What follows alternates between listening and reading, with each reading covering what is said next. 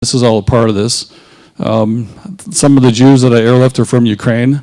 Ukraine has the fourth largest population of Jews in the world. It used to be U.S., Israel, Russia, Ukraine. Now it's Israel is number one because of the Aliyah. And then it's U.S. is number two, and then it's Russia, and then it's Ukraine. And so I'm just here to encourage you that God has some really great things for you. Sometimes we put God in little tiny boxes, and he wants us to think really big.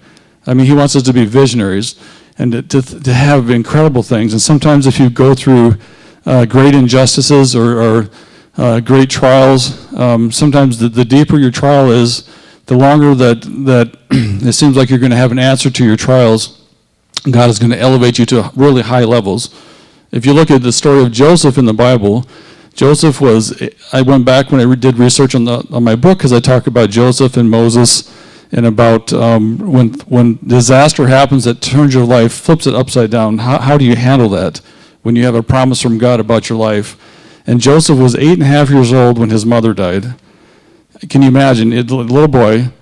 And a few years later, he wasn't even over the morning of his mother's death, and his brothers sold him. And he was put into 12 years of prison. Can you imagine 12 years of that tragedy? And yet, I know this for sure, that if he would have been angry at God because of what he went through, he would have stayed in prison because he would have been so mad, so bitter.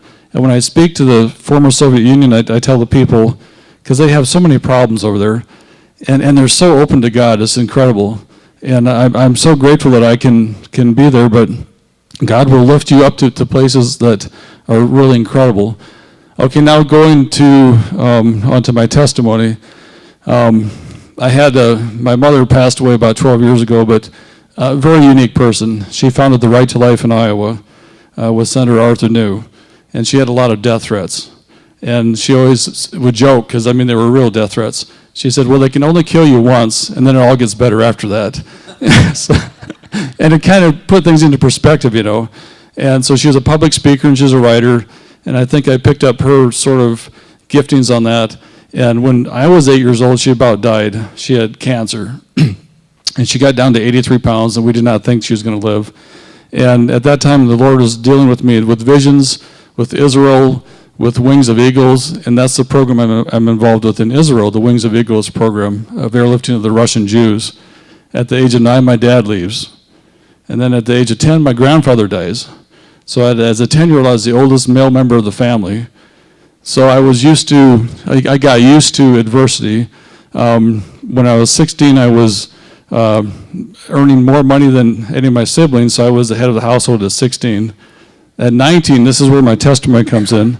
I was a foreman at a grain elevator in LaPorte City, Iowa, and I was responsible for millions of dollars of grain, and I had to take care of it and stuff like that. It was one of the most beautiful days I've ever had. It was September the 9th, one of these days when the sky is a beautiful cobalt blue, and the weather is not too hot and it's not too cold, and it was right after Labor Day, and I was 19 years old, and a semi come in to get a load of grain, and I had my time card in my hand going to go to lunch. I was in the office, and they said, do you want to go and load the semi? And I said, sure, I'll go do it.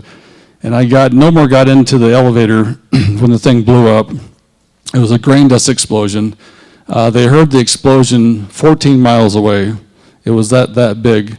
They felt the percussion 1 mile out. It was shaking and rattling windows a mile out. I was thrown at least 30 foot, and I was engulfed in a 2,000-degree flame. I mean, I couldn't get out of it.